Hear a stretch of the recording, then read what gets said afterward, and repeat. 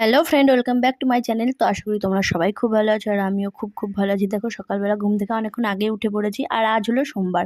তো রুহির স্কুল আছে, তো রুহির জন্য সিদ্ধ ভাত করেছি, আলু সিদ্ধ, ডিম সিদ্ধ, আর সাথে আমিও খেয়ে নেব। আর ওদিকে দেখো রুহি, সরি, মা রুহিকে খাওয়াচ্ছে, আর রুহি মোবাইল দেখে খাচ্ছে। রুহির এটাই নিয়ম, রোজ খাওয়ার সময় 3 বেলা ওকে আমার মোবাইল দিতেই হয়। তো যাই হোক, যথারীতি ওকে স্কুলে বসিয়ে দিয়ে এসেছি। তো এদিকে দেখো, এই একটা মন্দিরে আমরা সব বান্ধবীরা মিলে রোজই বসে থাকি। রোজ মানে যেদিন আমি আসি সেদিন। এতদিন তো মর্নিং ছিল, প্রায় আসতাম, বসে থাকতাম। তো আজ তাড়াতাড়ি ছুটি হয়ে যাবে, এর জন্য আমি বসে আছি। তো এই যে আমরা এখানে 3জন বসে আছি, আর ওদিকে আরও অনেকে বসে আছে।